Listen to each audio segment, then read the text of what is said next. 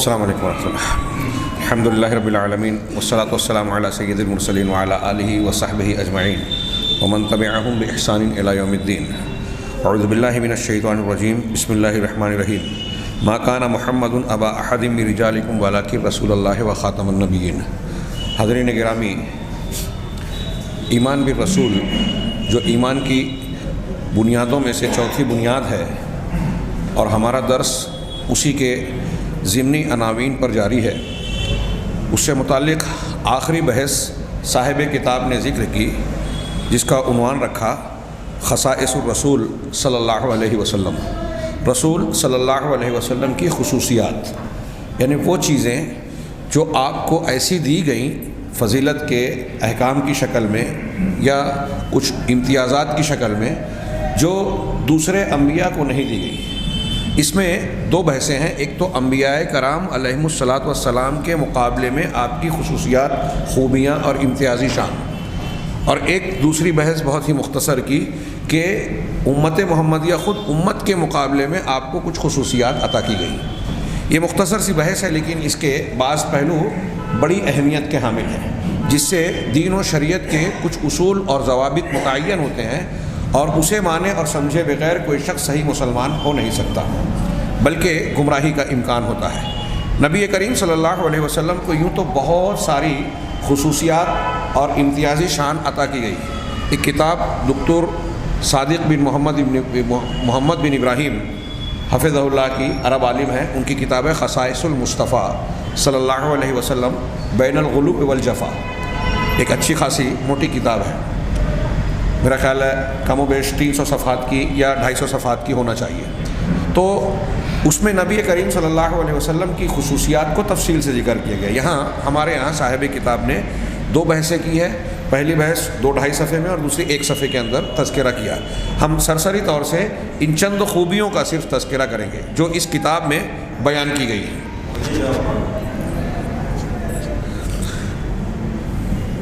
صاحب کتاب کہتے ہیں کہ نبی کریم صلی اللہ علیہ وسلم کی بہت سی ایسی خصوصیات ہیں جس کو اللہ تبارک و تعالیٰ نے دوسرے انبیاء کے مقابلے میں آپ کو عطا فرمایا، اور کچھ ایسی خصوصیات بھی ہیں جو امت کے مقابلے میں آپ کو عطا کی گئی ہیں.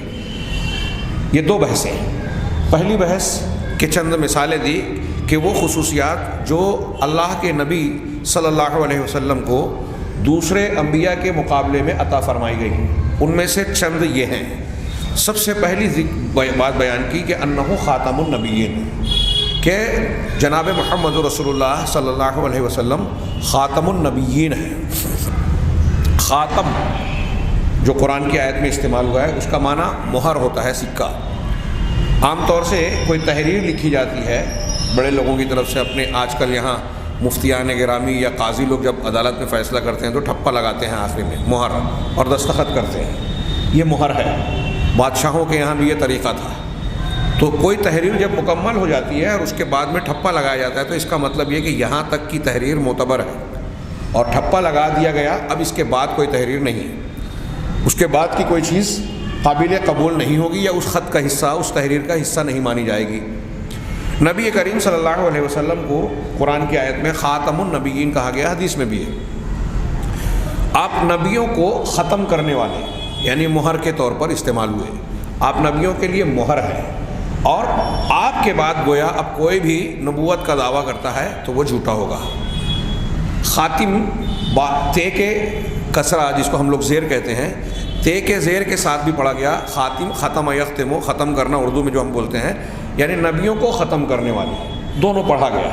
دونوں صورتوں میں مفہوم یہی ہے، معنی بالکل صاف اور واضح ہے جس میں کسی شک کی گنجائش نہیں کہ جتنے بھی انبیاء ہیں کسی بھی قسم کے.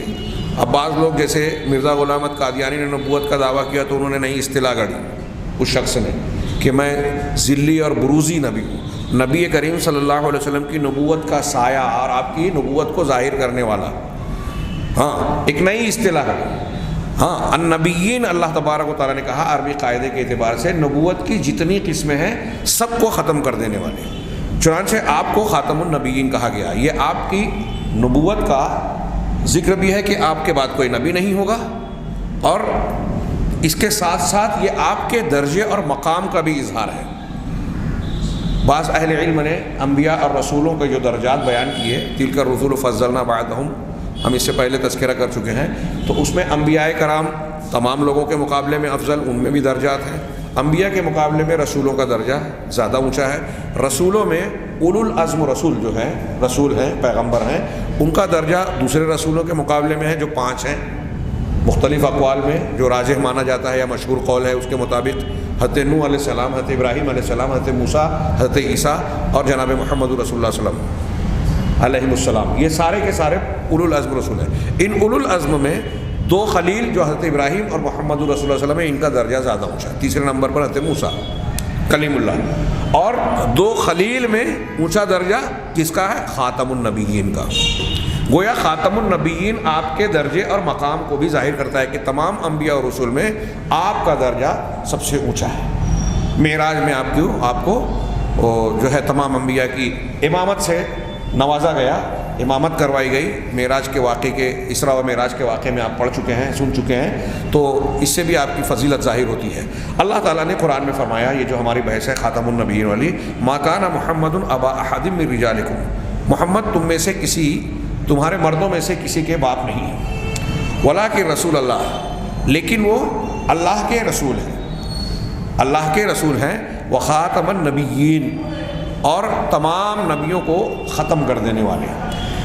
اللہ کے نبی صلی اللہ علیہ وسلم نے بخاری مسلم کی حدیث میں ایک جملہ ہے، فرمایا انا خاتم النبیین، میں نبیوں کا خاتم ہوں، خاتم ہوں، خاتم ہوں، دونوں کہہ سکتے ہیں، یعنی تمام نبیوں کو ختم کر دینے والا۔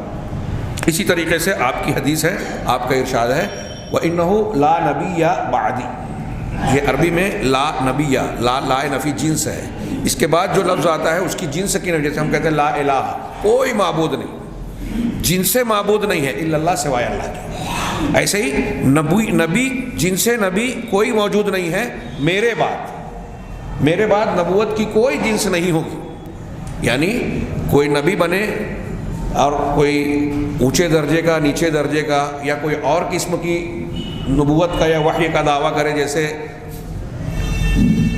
ایک سجاح ایک عورت تھی، اس نے دعویٰ کیا کہ میں نبی ہوں، نبی کریم صلی اللہ علیہ وسلم کے دور کے بعد ہی اس نے دعویٰ کیا۔ سجاح بہت حسین و جمیل خاتون تھی، عورت تھی، ہاں مسیلمہ کذاب نے بھی نبوت کا دعویٰ کیا تھا، پھر یہ دونوں مل گئے تھے، شادی کر لی تھی۔ تو سجاح کے بارے میں کہتے ہیں کہ اس نے شروع میں جب نبوت کا دعویٰ کیا تو اس نے استدلال کیا کہ نبی کریم صلی اللہ علیہ وسلم نے فرمایا کہ لا نبی بعدی، میرے بعد کوئی نبی نہیں ہوگا، تو آپ نے مذکر کا صیغہ استعمال کیا، مؤنث کا نہیں، نبی کہا، نبیہ نہیں کہا، یعنی یہ نہیں کہا کہ میرے بعد کوئی عورت نبی نہیں آئے گی، نبیہ نہیں آئے گی، ہاں نبی نہیں آئے گا، مرد نہیں آئے گا۔ تو مردوں کی نبوت کا سلسلہ ختم ہوا ہے، عورتوں کی نبوت کا سلسلہ ختم نہیں ہوا، اس کا یہ دعویٰ تھا۔ تو اس کے جواب میں ہم یہ کہتے ہیں یا کہہ سکتے ہیں کہ ختم وہ ہوتا ہے سلسلہ جو شروع ہوتا ہے، عورتوں کی نبوت کا سلسلہ شروع ہی نہیں ہوا۔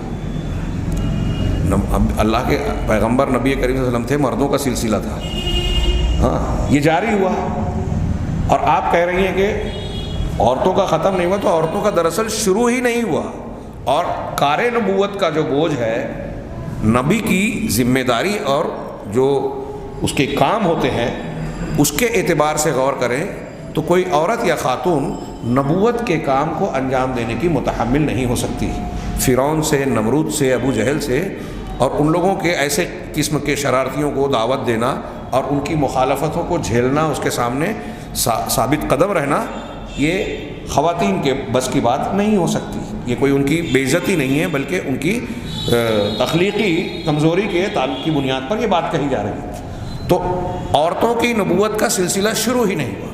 ایک صاحب نے نبوت کا دعویٰ کیا، کہتے ہیں متنبی نے، کہاں تک درست ہے پتہ نہیں، سنی ہوئی بات ہے، ہمارے بعض اساتذہ نے ذکر کیا، تو اس نے کہا متنبی، کہتے ہیں کہ اس نے، متنبی کا معنی ہی ہوتا ہے نبوت کا دعویٰ کرنے والا، اس نے کہا کہ اسمی لا، میرا نام لا ہے، لا میرا نام ہے، اس لیے کہ نبی کریم صلی اللہ علیہ وسلم فرمائے کہ لا نبی بعد، میرے بعد لا نام کا آدمی نبی ہوگا، یعنی جو نہیں ہے، اس نے کہا یہ نہیں میرا نام ہے، اور آپ نے یہ کہا ہے کہ میرے بعد جو لا آئے گا وہ نبی رہے گا۔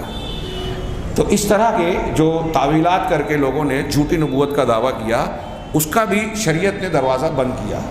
میں نے ایک لمبا چوڑا مقالہ محاضرہ لکھا تھا جمعیت اہل حدیث کا، ایک پروگرام ایمان بالرسالہ پہ اورنگ آباد میں ہوا تھا سالوں پہلے، تو اس میں نے ذکر کیا، اور جب میں نے اس کے علماء کی کتابوں کا مراجعہ کیا، غور کیا خود، تو تحقیق کی، تو پتہ چلا کہ اللہ کے نبی صلی اللہ علیہ وسلم کا آخری نبی ہونا 2 4 5 7 20 25 دلیلوں پر منحصر نہیں ہے، بلکہ بلا مبالغہ سینکڑوں دلیلیں ہو سکتی ہے، سینکڑوں، میں مبالغہ نہیں کر رہا ہوں۔ جب میں نے اس پر مضمون لکھا، محاضرہ لکھا اور تحقیق کی، تو یہ بات سمجھ میں آئی، سینکڑوں دلیل، اور کچھ ایسی دلیلیں ہیں جس کا یہ اس قسم کی تعویلات کا کوئی گنجائش ہو ہی نہیں سکتی، جیسے وہ بخاری مسلم کی کہ اللہ کے رسول صلی اللہ علیہ وسلم نے کہا کہ بہت بڑی عمارت ہے، بہت حسین و جمیل ہے، کچھ لوگوں نے اس کا چکر لگایا، ایک اینٹ کی جگہ خالی تھی، اور پھر وہ اینٹ میں ہی ہوں۔ لمبی حدیث ہے، میں خلاصہ بیان کیا دو اپنے الفاظ میں۔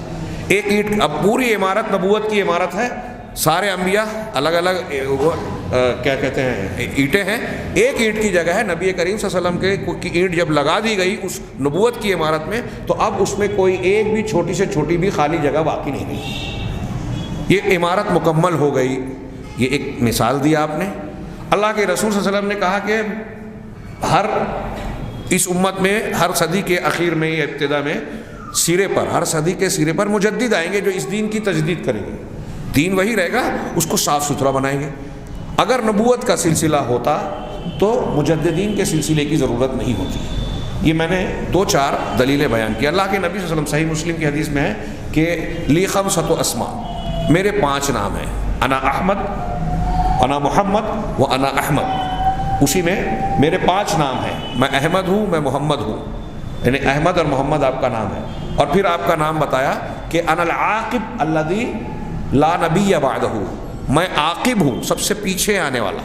عاقب اللہ کے رسول کے ناموں میں سے ایک نام عاقب، عین سے، میں عاقب ہوں، پیچھے آنے والا، الذی لا نبی بعدی، جس کے بعد کوئی نبی نہیں ہوگا، وَأَنَا الْحَاشِرُ، اور میں حاشر ہوں، لوگوں کو اکٹھا کرنے والا، الَّذِي يُحْشَرُ النَّاسُ عَلَىٰ قَدَمَيَّ، جس کے قدموں پر اللہ تعالیٰ قیامت کے دن لوگوں کو اکٹھا کرے گا، حشر ہوگا۔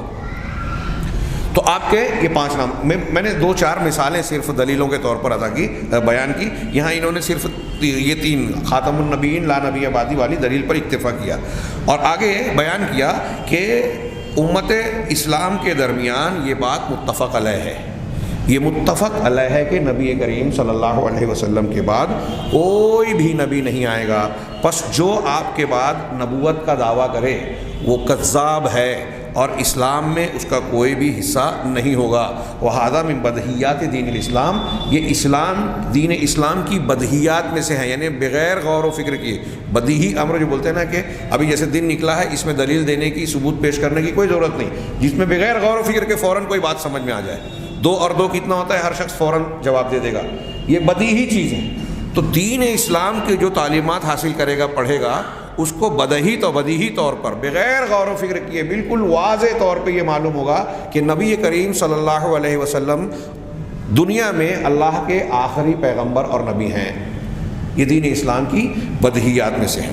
اب خاتم النبیین ہونے کا کیا نتائج ہیں، بہت سارے میں سے جو بنیادی بات انہوں نے بیان کی، اور وہی اہم ہے کہ نبی کریم صلی اللہ علیہ وسلم کا خاتم النبیین ہونے کا مطلب یہ ہے کہ آسمان سے اب آپ کے بعد وحی کا آنا، وحی کا سلسلہ منقطع ہو گیا۔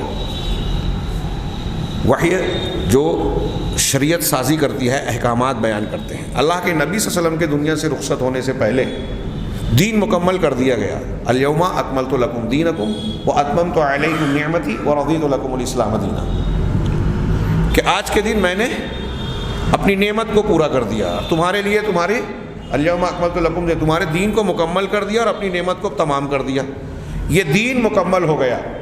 اور آپ کے گزرنے کے بعد اب وحی کے آنے کا سلسلہ، جس کی بنیاد پر شرعی احکامات کی تشریح ہو، یہ حلال ہے، یہ حرام ہے، یہ جائز ہے، یہ ناجائز ہے، یہ عبادت کر سکتے ہیں، یہ نہیں کر سکتے، یہ ساری چیزیں مکمل طور سے بیان کر دی جا چکی ہیں۔ اب اس میں کوئی کمی بیشی، کوئی تبدیلی نہیں ہو سکتی۔ حضرت انس بن مالک رضی اللہ تعالیٰ عنہ کی ایک روایت نقل کی کہ حضرت بکر صدیق رضی اللہ تعالیٰ عنہ نے اللہ کے نبی صلی اللہ علیہ وسلم کی وفات کے بعد ایک روز حضرت عمر فاروق سے کہا کہ چلو ہم حضرت ام ایمن کے گھر چلتے ہیں، ان سے ملاقات کر کے آتے ہیں، نزورہا، ہم ان کی زیارت کر کے آتے ہیں، جیسا کہ ہم رسول اللہ صلی اللہ علیہ وسلم کے ساتھ آپ جب موجود تھے ان کی زیارت کرتے تھے۔ نبی کریم صلی اللہ علیہ وسلم جن لوگوں کے گھروں پہ جاتے تھے ملنے کے اعتبار سے، حضرت ام ایمن رضی اللہ تعالیٰ عنہ صحابیہ ہے، مشہور صحابیہ ہیں، اور اللہ کے نبی صلی اللہ علیہ وسلم کے ساتھ ابوبکر صدیق، عمر فاروق بھی ان کے گھر جایا کرتے تھے۔ اب آپ کی وفات جب ہو گئی، وہ گزر گئے، تو حضرت ابوبکر صدیق نے کہا کہ چلو ہم چلیں۔ اس سے پتہ چلا کہ ہم زندگی میں جن لوگوں کے ذریعے سے کسی سے ربط ضبط رکھتے ہیں، ان کی موت ہو جانے کے بعد بھی وہ ربط ضبط قائم رکھنا چاہیے، خاص طور سے اپنے والدین کے۔ بہرحال یہ نبی کا معاملہ تھا۔ حضرت ابوبکر صدیق نے حضرت عمر فاروق سے کہا، یہ صحیح مسلم کی حدیث ہے، ہاں، جب وہ کہتے ہیں کہ فلما انتہا الیہا بکت، یہ دونوں ابوبکر صدیق، عمر فاروق رضی اللہ عنہما جب حضرت ام ایمن کے پاس پہنچے، ان کے گھر گئے، وہ رونے لگی، ہاں، فقالا لہا، تو دونوں نے کہا ان سے، ما یبکی کے، تمہیں کون سی بات رلا رہی ہے، کیوں رو رہی ہو؟ ہاں، تو ما عند اللہ خیر لرسولہ صلی اللہ علیہ وسلم، ان کو ایسا لگا کہ چونکہ رسول اللہ صلی اللہ علیہ وسلم کی وفات ہو چکی ہے، اس وفات کے غم میں یہ رو رہی ہیں۔ تو تسلی دیتے ہوئے ابوبکر صدیق، عمر فاروق دونوں نے کہا کہ جو اللہ کے پاس اپنے رسول کے لیے جو نعمتیں، جو سامان، جو مقام ہے، وہ اس دنیا کے مقابلے میں زیادہ بہتر ہے۔ اب اللہ کے رسول صلی اللہ علیہ وسلم جب اللہ کے پاس چلے گئے ہیں تو آپ اعلیٰ مقام اور اعلیٰ نعمتوں کی طرف چلے گئے ہیں۔ تو انہوں نے جواب دیا حضرت ام ایمن نے کہ ما ابکی اللہ اکون اعلم ان ما عند اللہ خیر لرسولہ، میں اس لیے نہیں رو رہی ہوں کہ مجھے معلوم نہیں ہے کہ جو اللہ کے پاس ہے وہ اللہ کے رسول کے لیے زیادہ بہتر ہے، میں یہ جانتی ہوں، اور اس لیے میں نہیں رو رہی ہوں کہ دنیا سے آپ چلے گئے، بلکہ میں اس لیے رو رہی ہوں ولیکن ابکی ان الوحی قد انقطع من السماء، میں اس لیے رو رہی ہوں کہ آپ کے گزر جانے کے بعد، چلے جانے کے بعد آسمان سے وحی کا سلسلہ منقطع ہو گیا۔ وحیجتہما علی البکا، اس بات نے ابوبکر صدیق اور عمر فاروق کو بھی جو ہے وہ رونے پر اکسا دیا، ہیجان میں ڈال دیا، مطلب ان کو اس بات پر مبتلا کر دیا، جوش پیدا کر دیا، جذباتی بنا دیا، اور یہ دونوں بھی رونے لگے، یہ دونوں بھی ان کے ساتھ ساتھ رونے لگے۔ اس قرآن کی اس آیت، اللہ مسلم شریف کی اس حدیث کی اور قرآن کی آیات اور دوسری دلیلوں کی روشنی میں یہ بات ثابت ہوتی ہے کہ نبی صلی اللہ علیہ وسلم کی زندگی یا آپ کے رخصت ہونے کے بعد وحی کا سلسلہ منقطع ہو گیا۔ یہ جو میں بات بیان کر رہا ہوں، آج ہمارے درمیان کچھ معاملات میں یہ دین کی ایک بنیاد کے طور پر لوگوں کو سمجھنے اور سمجھانے کی ہے۔ ہمارے یہاں بہت سارے لوگ جو شخصیت پرستی اور بزرگ پرستی، امام پرستی اور معلوم نہیں کون کون سی پرستیوں اور پرستشوں میں مبتلا ہیں، وہ اس حقیقت یا اس اصول کو سامنے نہیں رکھتے۔ میری اس بات کو سمجھنے کے لیے آپ تھوڑی دیر کے لیے دماغ میں لائیے جو میں بیان کر رہا ہوں، کہ اگر ایک شخص یہ کہتا ہے کہ ہمارے فلاں بزرگ نے ایک خواب دیکھا اور اس خواب میں اللہ کے نبی صلی اللہ علیہ وسلم آئے یا عمر فاروق آئے یا ابوبکر صدیق آئے، انہوں نے ایسا ایسا بیان کیا، فلاں فلاں عبادت کرنے کی تلقین کی، فلاں کام جو قرآن و حدیث میں نہیں ہے، ایسے کسی کام کو کوئی خواب کے ذریعے سے بیان کر رہا ہے، اب پھر اس خواب کو ماننے کا دعویٰ کس بنیاد پہ کیا جاتا ہے؟ کہ اللہ کے نبی صلی اللہ علیہ وسلم نے فرمایا کہ خواب میری امت میں نبوت کا 46واں حصہ ہے، 46واں حصہ ہے، رؤیا الصادقہ، سچا خواب، سچا اور بہترین اچھا خواب جو ہے وہ نبوت کا 46واں حصہ ہے۔ بہت اچھی طرح یہ سمجھیں، ہمارے یہاں تصوف کا کاروبار بہت پھیلا ہوا ہے، ہندوستان، پاکستان اور بعض ایسے ملکوں میں جہاں اہل بدعت و خرافات رہتے ہیں، اہل تصوف رہتے ہیں، یہ عالمی فتنہ ہے، ترکی میں اس کا مرکز ہے۔ اس تصوف کے نام سے خواب، کشف، الہام اور اس قسم کی اور بھی کئی چیزیں کہ بابا نے کہا، بزرگ نے کہا، پیر صاحب نے کہا، ہمارے پیر صاحب کا تجربہ ہے، ان کو مکاشفہ ہوا، کشف ہوا، ان کو خواب دکھا، اس بنیاد پر خواب میں بابا نے یا کسی شخص نے دیکھا اور پیر صاحب نے اس کی تعبیر بیان کی کہ ایسا ایسا عمل کرنا چاہیے، جو شریعت میں نہیں ہے، شریعت کے خلاف ہے، خاص طور سے عبادات کے امور میں۔ تو کیا کسی کے خواب، کشف، اجتہاد کی بنیاد پر جو بات قرآن و حدیث میں نہیں ہے اس کو اختیار کیا جا سکتا ہے؟ اگر ایک آدمی اس قاعدے کو، دین کی اس بنیاد کو، نبی کریم صلی اللہ علیہ وسلم کی خصوصیت کو اچھی طرح سے سمجھا ہوگا تو اس دھوکے میں نہیں پڑے گا۔ آج ہمارے یہاں کتنے عمل ایسے ہو رہے ہیں، لوگ کرتے ہیں کہ فلاں بزرگ کا تجربہ ہے، فلاں نے خواب میں دیکھا تھا، فلاں کو کشف ہوا تھا، فلاں سلسلے کا، چشتیہ، قادریہ، نقشبندیہ کا یہ طریقہ اور یہ عمل ہے، کہاں سے لائے؟ وہ بابا کا کشف تھا، ہمارے پیر صاحب کا، سلسلے کے بڑے بڑے بزرگان کا کشف تھا جو انہوں نے براہ راست اللہ سے لیا۔ تم تو حدیثیں سنتے ہو کہ ہم سے حدیث بیان کی فلاں نے، ان سے حدیث بیان کی فلاں نے، سب مر گئے، مروں کی مرے ہوئے سے روایت ہے۔ اور ہمارے یہاں جو روایت یا جو شریعت چلتی ہے، ہم نے پیر صاحب سے سنا اور پیر صاحب نے ڈائریکٹ اللہ سے، زندے سے سنا، کیا مردوں کی روایت نہیں ہے۔ اگر اس کو ماننا ہے تو قال اللہ قال رسول کو کھرچ کر نکال دو۔ یہ انتہائی عظیم الشان دھوکہ ہے، شریعت سے دور کرنے کا شیطانی فریب ہے۔ بہت اچھی طریقے سے ذہن و دماغ میں ڈالیں، جو گمراہ ہو رہا ہے کم سے کم اپنے آپ کو بچانے کی انسان کو فکر کرنی چاہیے۔ بہت سے لوگوں کو سننے کے بعد بھی ماننے کی توفیق نہیں ہوتی یا ماننا چاہتے ہی نہیں ہیں۔ کیوں؟ ان کے ذہن و دماغ میں کچھ بزرگوں کی عظمت، عقیدت ایسے بیٹھے ہوئے کہ وہ غلط ہو ہی نہیں سکتے۔ بھائی شیطان نے کہا، اللہ کے رسول نے فرمایا کہ من رآنی فی المنام فقد رآنی فإن الشیطان لا یتمثل بی۔ جس نے مجھے خواب میں دیکھا، رسول اللہ صلی اللہ علیہ وسلم کو، جس نے رسول اللہ صلی اللہ علیہ وسلم نے کہا کہ جس نے مجھے خواب میں دیکھا تو اس نے مجھے ہی دیکھا، اس لیے کہ شیطان میری شکل اختیار نہیں کر سکتا۔ یہاں تھوڑی دیر کے لیے غور کیجئے کہ شیطان نبی کریم صلی اللہ علیہ وسلم کی شکل اختیار نہیں کر سکتا، ٹھیک ہے، تو شیطان اسی حدیث سے مفہوم مخالف سے کیا یہ نہیں معلوم ہوتا کہ شیطان ابو بکر صدیق رضی اللہ تعالیٰ عنہ کی شکل میں آ سکتا ہے، عمر فاروق کی شکل میں آ سکتا ہے، کچھ اور بزرگوں کی شکل میں آ سکتا ہے۔ اب آدمی دیکھتا ہے کہ میرے خواب میں ایک بزرگ آئے، ایسی داڑھی تھی، پر نور چہرہ تھا اور فلاں تھا، ڈھیما تھا، تو بس وہ اس کا مطلب یہ کہ وہ اچھا ہی خواب ہے۔ اور پھر ہمارے ہاں کچھ لوگ یہ دعویٰ کرنے میں جھجکتے نہیں کہ رسول اللہ صلی اللہ علیہ وسلم کو دیکھا۔ اگر کسی نے رسول اللہ صلی اللہ علیہ وسلم کو خواب میں دیکھا بھی ہے تو یہ اس کا اور اللہ کا معاملہ ہے، اللہ نے اس کو فضیلت سے نوازا۔ اور میں یہ عرض کرتا ہوں، بات کروں تو لمبی ہو جائے گی، کہ جو لوگ بدعت اور خرافات کرتے ہیں انہیں رسول اللہ صلی اللہ علیہ وسلم کی خواب میں دیدار سے بشارت نہیں مل سکتی۔ انہیں شیطان دکھے گا کسی بھی شکل میں اور یہ دھوکہ دے گا اور یہ دھوکے میں پڑیں گے، کیونکہ شیطان کو انہیں یہ جتانا اور بتانا ہے کہ آپ غلط ہونے کے باوجود صحیح ہیں، ان کے دماغ میں ڈالنا ہے، ان کی بدعت کی تائید کرنی ہے۔ اگر آپ بدعت کریں گے، خرافات کریں گے، شریعت کی مخالفت کریں گے، اللہ اور اس کے رسول کی دشمنی کے کام کریں گے تو شیطان کی مدد آپ کو ملے گی۔ اگر کسی شکل میں آپ کو مدد مل رہی ہے تو اس کا یہ مطلب نہیں ہے کہ وہ کام صحیح ہے۔ حضرت عبداللہ ابن مسعود نے اپنی بیوی کے گلے میں دیکھا دھاگا ہے، سنن ابو داؤد وغیرہ کی صحیح حدیث ہے۔ کہا یہ کیا؟ کہا وہ میری آنکھ میں تکلیف ہو رہی تھی تو پڑوس کی ایک یہودی عورت یہودن آئی، اس نے یہ دھاگا دیا اور میں نے جب سے باندھا ہے میری آنکھ میں آرام ہے۔ حضرت عبداللہ ابن مسعود رضی اللہ تعالیٰ عنہ نے کہا کہ میرا خاندان، ابن مسعود کا، آل عبد الرحمن کا، ابو عبد الرحمن کا خاندان شرک سے پاک ہے، بے نیاز ہے، اور دھاگا کاٹ دیا اور کہا کہ یہ شیطان تھا جو تمہاری آنکھ میں تکلیف دے رہا تھا، اچھی طرح یہ دماغ میں رکھیں۔ کچھ لوگ بولتے ہیں کہ مزار پہ گیا تو اچھا ہو گیا، اچھا ہوگا، مندر پہ بھی اچھا ہوگا۔ یہ ابن مسعود کا جواب وہاں فٹ کیجیے رضی اللہ عنہ۔ حضرت عبداللہ ابن مسعود کہتے ہیں کہ یہ شیطان تمہاری آنکھ میں تکلیف پہنچا رہا تھا، جب اس یہودن نے تم کو یہ دھاگا دم کر کے دیا اور تم نے باندھ لیا تو شیطان نے تکلیف دینا بند کر دیا۔ تم کو لگتا ہے کہ اس دھاگے سے فائدہ ہوا۔ شیطان کا مقصد آنکھ میں تکلیف دینا، جسمانی اذیت پہنچانا نہیں ہے، شیطان کا مقصد آپ کو گمراہ کرنا ہے، یہ میں کہہ رہا ہوں۔ حضرت ابن مسعود نے کہا کہ اگر تم کو ایسی تکلیف ہو اور تم کچھ کرنا چاہتے ہو تو یہ دعا پڑھو، اذھب الباس رب الناس واشفی انت الشافی لا شفاء الا شفاء شفاء لا یغادر سقما۔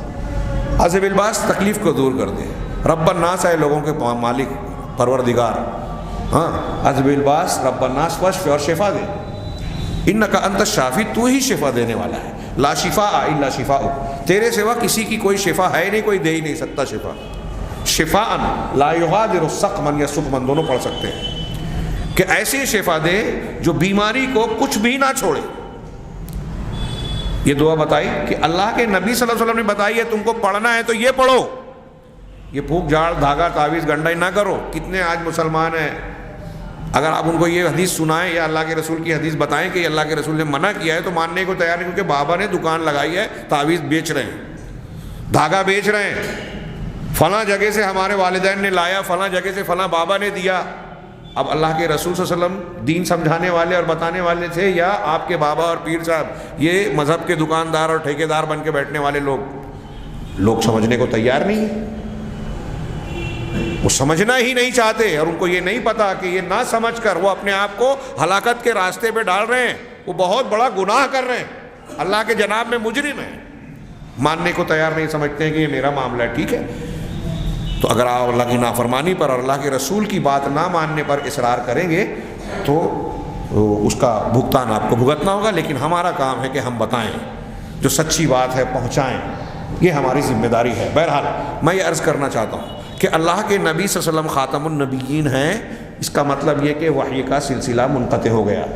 ایک دلیل علامہ ابن تیمیہ رحمہ اللہ نے اس بات کو سمجھانے کے لیے بہت پیاری بیان کی، میں بہت اختصار کے ساتھ اسے ذکر کروں، اس سے پہلے بیان کر چکا ہوں۔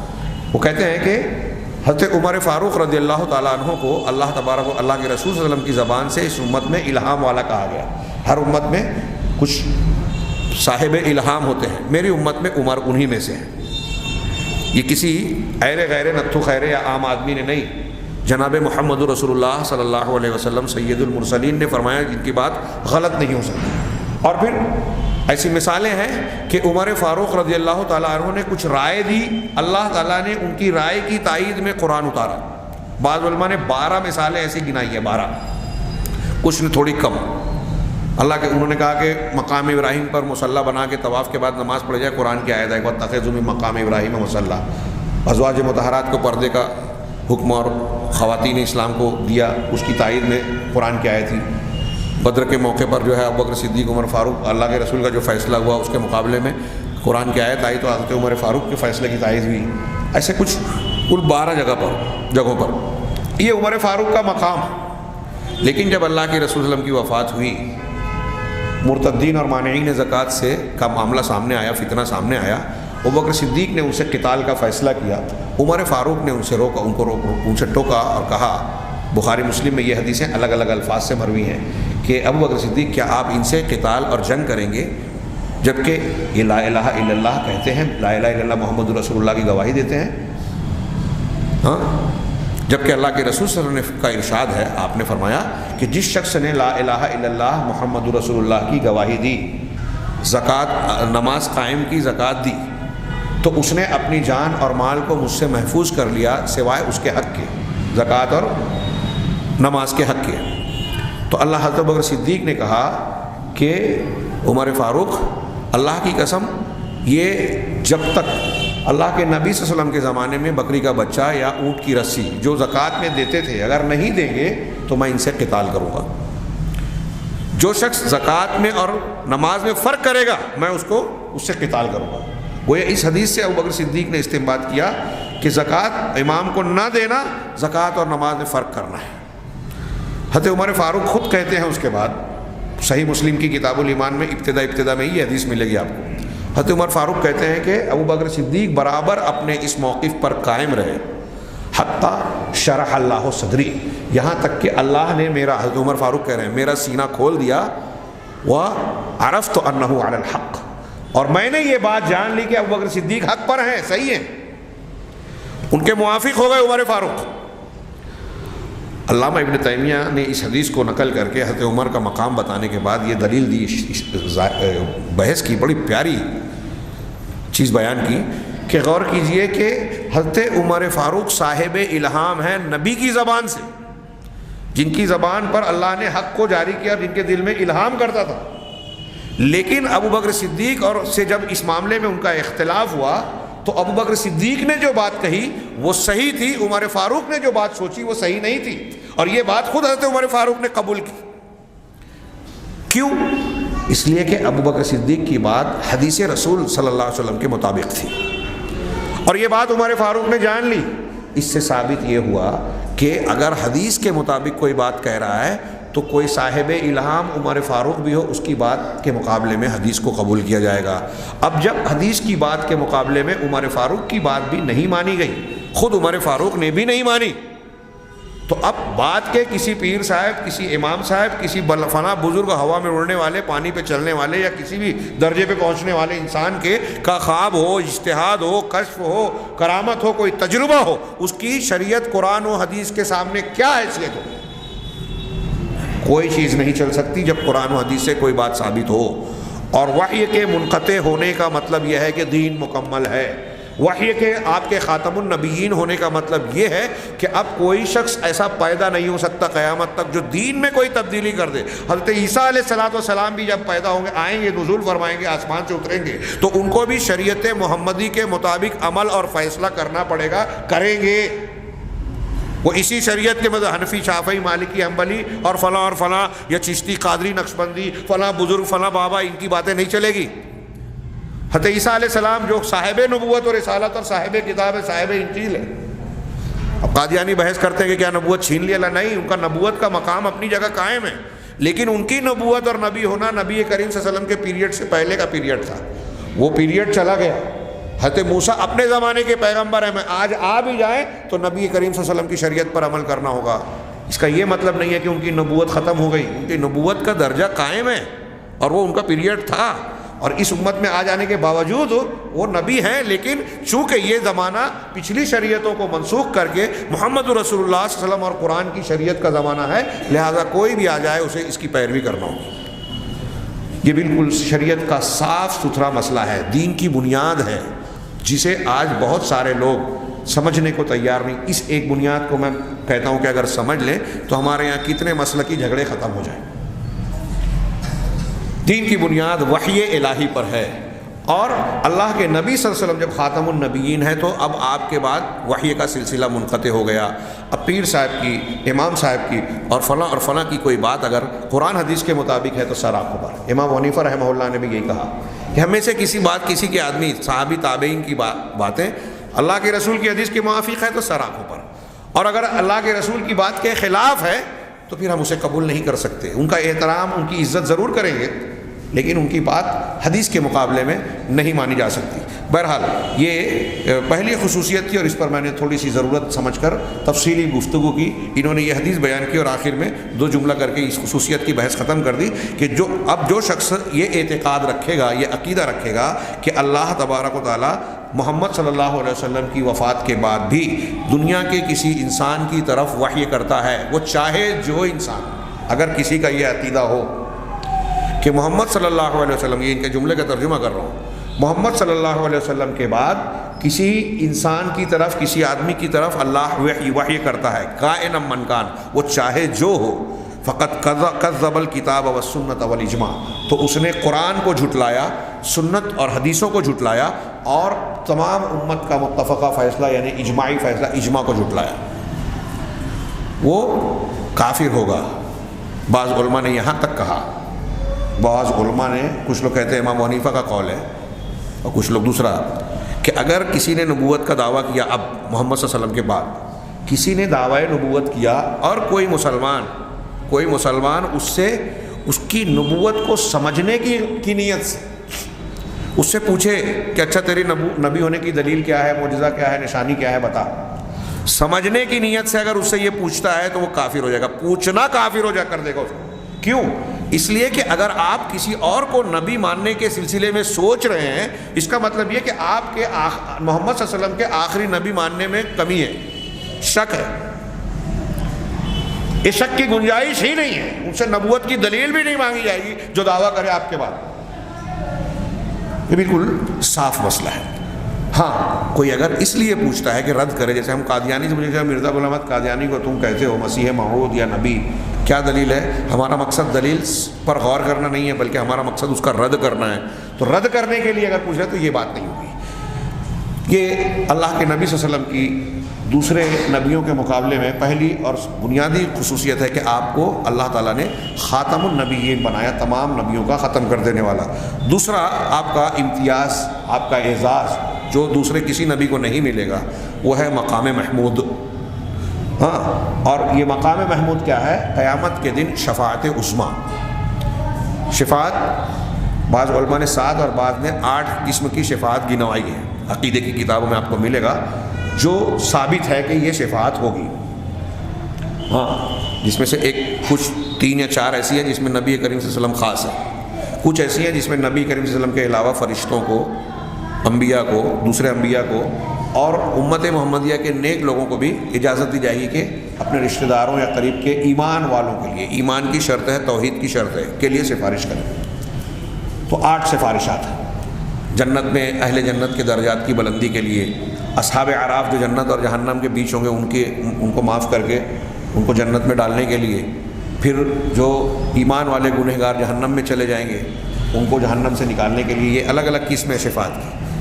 اور ایک قسم وہ ہے جس کے بارے میں کچھ لوگوں کا کہنا ہے کہ وہ صرف اللہ کے رسول ہم کے چچا کے لیے خاص ہوگی، اور کچھ اس کو عمومی مانتے ہیں کہ جہنمیوں کے جہنم میں عذاب میں کمی کے لیے سفارش۔ ابو طالب کو جو اللہ کے رسول کے چچا ہیں، صحیح مسلم کی حدیث میں ہے کہ حضرت عباس نے پوچھا کہ اللہ کے رسول صلی اللہ علیہ وسلم بتائیے، کیا آپ کا ابو طالب کا بھتیجا ہونا، ان کا چچا ہونا اور آپ سے قربت رکھنا، کیا ان کو کوئی فائدہ پہنچائے گا؟ تو اللہ کے رسول نے کہا کہ ہاں، اتنا فائدہ پہنچائے گا کہ ان کو جہنم کا ہلکا عذاب ہوگا، اور اگر میں نہ ہوتا تو وہ جہنم کے سب سے نچلے طبقے میں ہوتے ہیں۔ صحیح مسلم کتاب الایمان میں آپ کو یہ حدیث ملے گی، سب سے نچلے طبقے میں ہوتے ہیں۔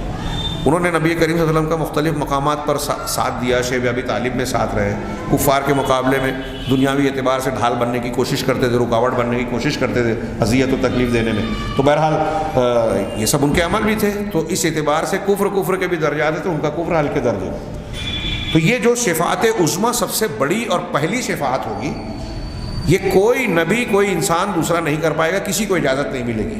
ہاں، جیسا کہ اللہ تعالیٰ نے قرآن مجید میں ارشاد فرمایا سورہ بنی اسرائیل میں، عسیٰ ان یبعثک ربک مقاما محمودا، قریب ہے کہ تمہارا پروردگار عنقریب، ہاں قریب ہے اور عنقریب ایک ہی بات ہے، کہ عنقریب تمہارا پروردگار، تمہارا رب تمہیں مقام محمود پر مبعوث کرے گا، کھڑا کرے گا۔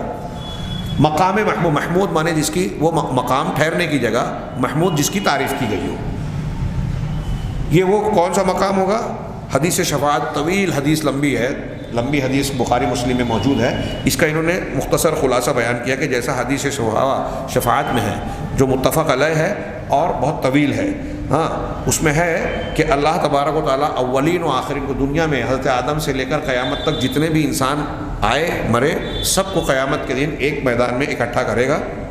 سارے لوگ پریشان ہوں گے، وہ جو منظر کشی کی گئی کہ پسینوں میں ڈوبے ہوئے ہوں گے اپنے اعمال کے اعتبار سے، کوئی گھٹنے تک، کوئی ٹخنے تک، کوئی کمر تک، کوئی سر تک پسینوں میں ڈوبا ہوگا، سورج سوا نیزے پہ ہوگا، لوگ پریشان ہوں گے۔ ایسے میں ایک جماعت ہوگی کہ آپس میں بات کرے گی، ہماری کیا حالت ہے، ہم دیکھ رہے ہیں، کوئی ایسا کیوں نہیں ہے جو اپنے پروردگار سے دعا کرے، التجا اور گزارش کرے کہ ہمارا حساب و کتاب اور اس موقف سے ہم آگے بڑھائے جائیں۔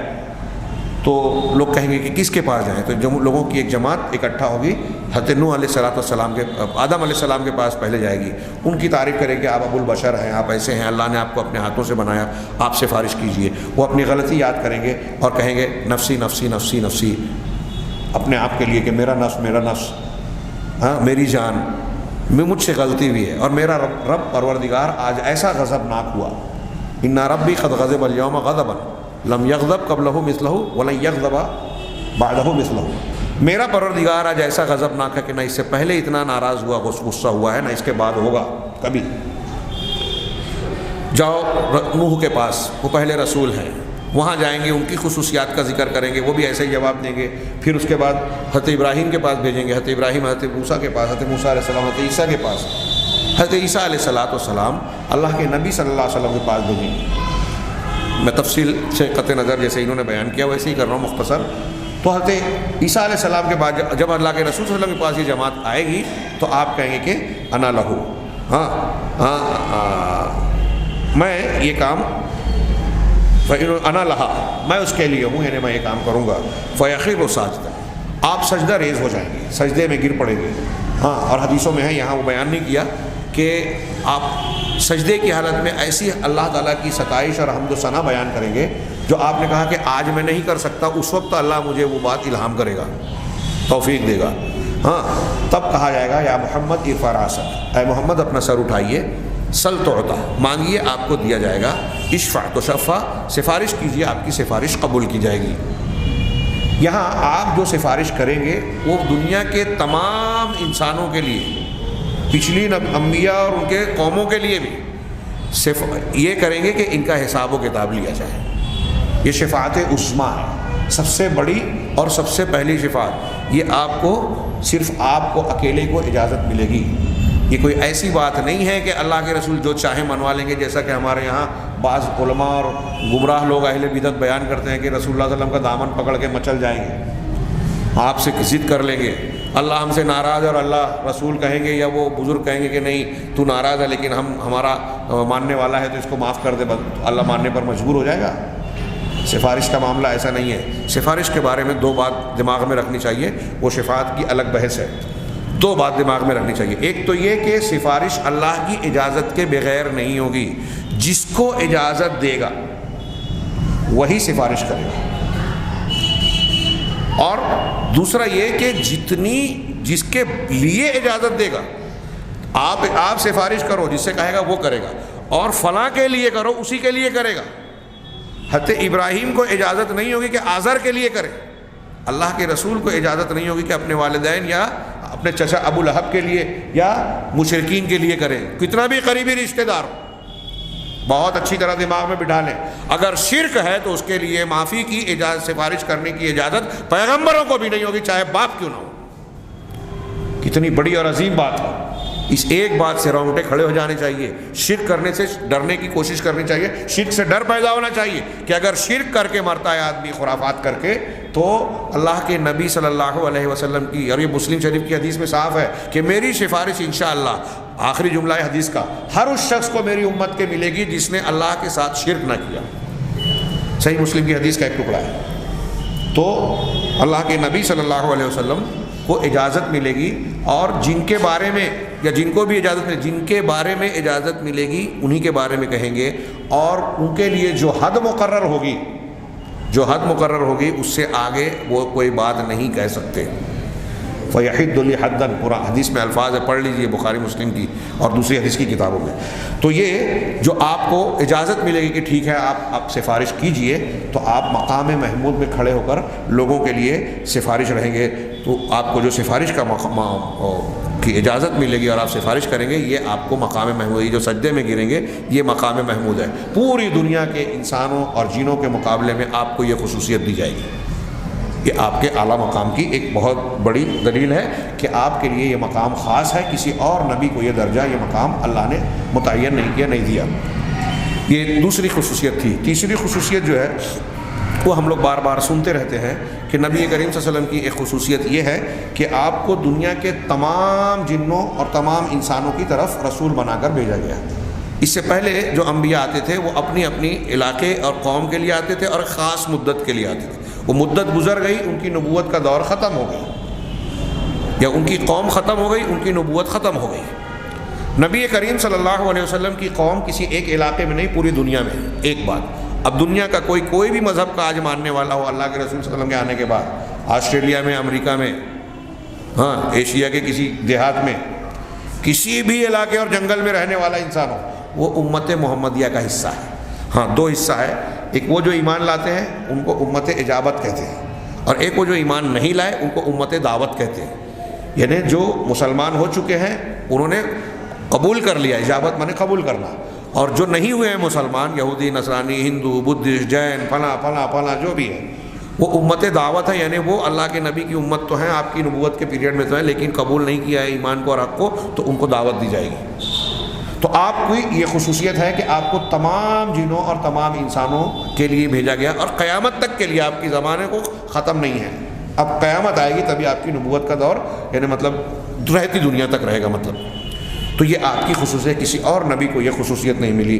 اللہ تعالیٰ نے قرآن میں فرمایا، قل یا ایھا الناس انی رسول اللہ الیکم جمیعا، آپ کہہ دیں، اعلان کر دیں کہ اے دنیا کے لوگوں، مسلمان نہیں کہا، یا ایھا الذین آمنوا نہیں کہا، الناس کہا، اے دنیا کے لوگوں، میں تم تمام لوگوں، جمیعا تم تمام لوگوں کی طرف اللہ کا رسول ہوں، اللہ کا رسول بنا کر بھیجا گیا ہوں۔ یہ آپ کی طرف سے اعلان، اللہ کی طرف سے اعلان کا حکم ہوا۔ دوسری آیت وما ارسلناک الا کافۃ للناس بشیرا و نذیرا، ہم نے آپ کو نہیں بھیجا مگر سارے، کافہ مانے تمام لوگوں، سارے انسانوں کے لیے بشیر، بشارت دینے والا اور ڈرانے والا بنا کر، سارے انسانوں کی طرف آپ کو بھیجا، یہ آپ کی خصوصیت۔ اسی طرح تیسری آیت ہے وما ارسلناک الا رحمۃ تبارک الذی نزل الفرقان علی عبدہ لیکون للعالمین نذیرا، بابرکت ہے وہ ذات جس نے الفرقان کو اپنے بندے محمد صلی اللہ علیہ وسلم پر، قرآن کو نازل کیا، اتارا، کیوں اتارا؟ لیکون للعالمین نذیرا، تاکہ تمام جہانوں کے لیے، کسی ایک علاقے کے لیے نہیں، صرف عربوں کے لیے نہیں، صرف مخصوص زمانے کے لیے نہیں، تمام جہانوں کے لیے آپ کو ڈرانے والا بنایا جائے، اس لیے آپ کو قرآن دیا۔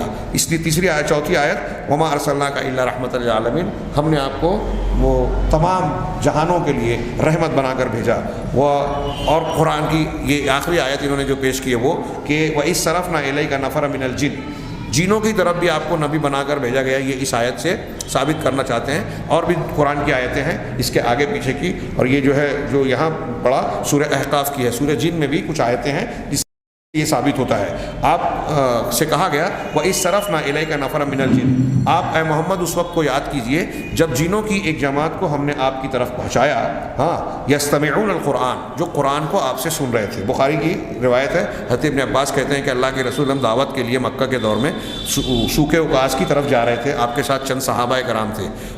وادی نخلا میں فجر کی نماز کا وقت ہو گیا، آپ نے نماز پڑھائی، اور اسی وقت جنوں کا معاملہ ایسا ہوا تھا کہ آپس میں جنہوں نے ایک میٹنگ کی تھی کہ اب ہم آسمان کی خبریں چرانے جاتے ہیں تو ہم کو آگ کا انگارہ ہمارا پیچھا کرتا ہے، شہاب، اور ہم کو مارتا ہے۔ پہلے ایسا نہیں تھا، اب ایسا ہو گیا، اس کا مطلب کوئی بڑا معاملہ اور حادثہ ہوا ہے۔ تو جنہوں نے کچھ اپنی الگ الگ ٹکڑیاں بنائی تھی اور کہا تھا کہ دنیا میں پھیل جاؤ، مختلف علاقوں میں جا کے جانچ پڑتال کرو اور دیکھو کہ ایسی کون سی بات ہوئی ہے کہ ہم کو آسمان پر پہرے بٹھائے گا اور ہم کو روک دیا گیا۔ چنانچہ جب آپ سوق اوقاز میں فجر کی نماز پڑھ رہے تھے تو جینوں کی ایک جماعت وہاں سے گزری آئی، یہی اللہ نے کہا کہ ہم نے جینوں کی ایک جماعت کو آپ کی طرف پہنچایا، آپ کے پاس وہ آئے، قرآن کو سنتے ہوئے۔ آپ فجر کی نماز میں لمبی قرات کر رہے تھے، وہ قرآن سنتے ہیں۔ فلما حضروہ قالوا انصتوا، جب اس مقام پر وہ پہنچے جہاں آپ تھے، تو آپس میں کہا کہ خاموش رہو، چپکے سے سنو قرآن کو۔ فلما قضی، جب آپ کی قرات پوری ہو گئی، پڑھ لیا، وَلَّوْا إِلَىٰ قَوْمِهِمْ مُدْبِرِينَ، انہوں نے فارغ ہونے کے بعد وَلَّوْا إِلَىٰ قَوْمِهِمْ مُنذِرِينَ، اپنی قوم کی طرف ڈرانے والے بن کر لوٹے۔ غور کیجیے، اپنی قوم کی طرف ڈرانے والے بن کر لوٹے۔ اور پھر قرآن نے کہا کہ جنہوں نے ان لوگوں نے اپنی جماعت کو مخاطب کر کے کہا انا سمعنا قرآن یہدی الی الرشد، کہ ہم نے ایک قرآن کو سنا جو ہدایت کی طرف، انزل من بعد موسیٰ، جو موسیٰ علیہ السلام کے بعد نازل کیا گیا ہے اور ہدایت کی طرف وہ دیتا ہے۔ اے ہماری قوم، یا قومنا اجیبوا داعی اللہ، اے ہماری قوم، جنہوں نے اپنی قوم سے کہا کہ اے ہماری قوم کے لوگوں، اللہ کی دعوت دینے والے کی بات کو قبول کر لو، اس پر ایمان لے آؤ، وآمنو، اس پر ایمان لے آؤ، اللہ تمہارے گناہوں کو بخشے گا۔ تو اللہ ان آیتوں سے پتہ چل رہا ہے، سورہ جن اور سورہ احقاف کی آیتوں سے، کہ اللہ کے نبی صلی اللہ علیہ وسلم پر جنہوں نے ایمان لایا اور آپ کی باتوں کو تسلیم کر لینے پر وہ وعدے جو قرآن بیان کرتا ہے اپنے لیے بھی اس کو سمجھ لیا۔ تو گویا جنوں میں اللہ کے نبی صلی اللہ علیہ وسلم کو جنوں کی طرف بھی رسول بنا کر بھیجا گیا تھا۔ اہل علم کہتے ہیں کہ جنوں کے اندر رسول نہیں آئے جو وہاں آئے ڈرانے والے، یعنی نذور ہوتے تھے، مصلحین ہوتے تھے، اور انبیاء انسانوں میں ہوتے تھے۔ اللہ تبارک و تعالیٰ آخر میں یہ کہہ رہے ہیں کہ اللہ تبارک و تعالیٰ نے نبی کریم صلی اللہ علیہ وسلم کی طرف جن آیتوں کو نازل کیا اور اس میں جو باتیں بیان کی، خطاب کیا گیا، اس میں دنیا کے تمام لوگوں کو خطاب کیا گیا، جنوں کو بھی، انسانوں کو بھی۔ ان آیتوں میں بھی دیکھ رہے ہیں، اس سے پہلے بھی سارے انسانوں کو خطاب کیا گیا۔ کہیں آپ سے یہ نہیں کہا گیا قرآن کی کسی آیت میں کہ اے رسول عرب کے لوگوں کو یہ بولو صرف، یعنی یہ بات جو ہے صرف عربوں کے لیے بولی جا رہی ہے، بلکہ اللہ تعالیٰ نے انسانوں کو کوئی خاص نہیں کیا، دنیا کے سارے، یا ایھا الناس کہا، یا ایھا اے دنیا کے لوگوں کہا، اور جہاں احکامات بیان کیے وہاں ایمان والے کہا، اور وہ ایمان والے صرف عرب کے نہیں، عرب کے باہر کے جہاں کے ہوں، سارے کے سارے اہل ایمان اس میں مراد ہوں گے۔ تو انہوں نے کہا کہ اللہ تبارک و تعالیٰ نے آپ کو خطاب تمام انسانوں اور جنوں سے کیا.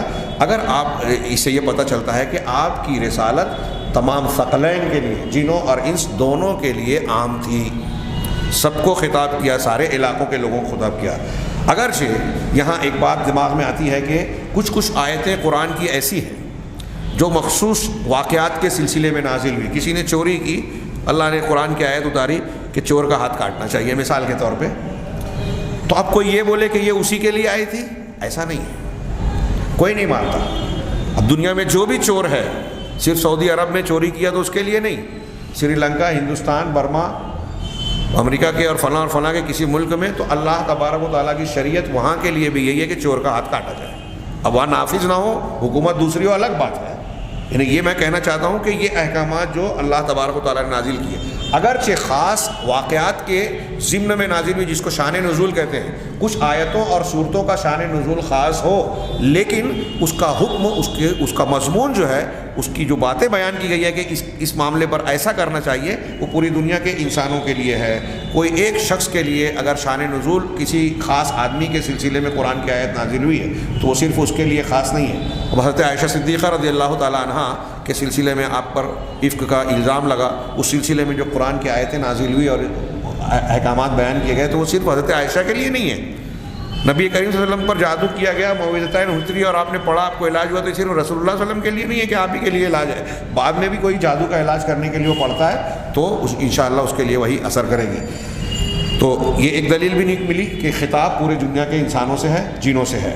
اسی طرح جب نبی کریم صلی اللہ علیہ وسلم یہاں آگے پھر سے انہوں نے یہ بحث کی کہ جس طرح انسانوں کی طرف مبعوث کیے گئے ویسے جنوں کی طرف بھی مبعوث کیے گئے. جنہوں نے آپ کی قرت سنی، اپنی قوم کی طرف ڈرانے والے بن کر لوٹے، جیسا کہ اللہ عز و جل نے بیان کیا ابھی جو آیتیں ہم نے پڑھی. اور یہ بات بھی مسلمانوں کے درمیان متفق علیہ ہے. اللہ تعالیٰ نے قرآن میں فرمایا یا معشر الجن والانس الم یاتکم رسول منکم یقصون علیکم آیاتی وینذرونکم لقاء یومکم ھذا. قرآن کا ایک خطاب، یہ سورہ انعام کی آیت ہے کہ اللہ تعالیٰ کہہ رہا ہے کہ اے جنوں اور انسانوں کی جماعت، کیا تمہارے پاس ہمارے پیغمبر، ہمارے رسول نہیں آئے جو ہماری آیتوں کو تم پر بیان کرتے تھے اور ہمارے اس دن کی ملاقات سے تمہیں ڈراتے تھے.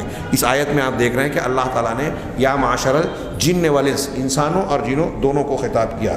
اللہ تبارک و تعالیٰ نے جنوں کے بارے میں یہ خبر دیا، سورہ جن کی آیت نقل کی کہ وہ کہتے ہیں وَإِنَّا مِنَّا وَأَنَّا مِنَّا الصَّالِحُونَ وَمِنَّا دُونَ ذَلِكَ. ہم میں سے اے اللہ، ہم میں سے کچھ نیک لوگ ہیں اور کچھ نیک کے علاوہ دوسرے لوگ بھی ہیں. وَكُنَّا طَرَائِقَ قِدَدًا، ہم مختلف طریقوں میں بٹے ہوئے ہیں.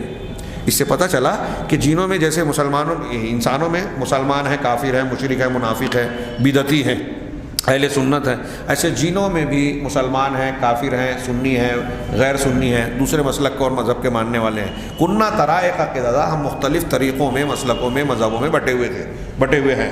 ہاں، اے مذاہب شتّا، یعنی الگ الگ مذہبوں میں مسلمان ہیں، کافر ہیں، اہل سنت ہیں، اہل بدعت ہیں.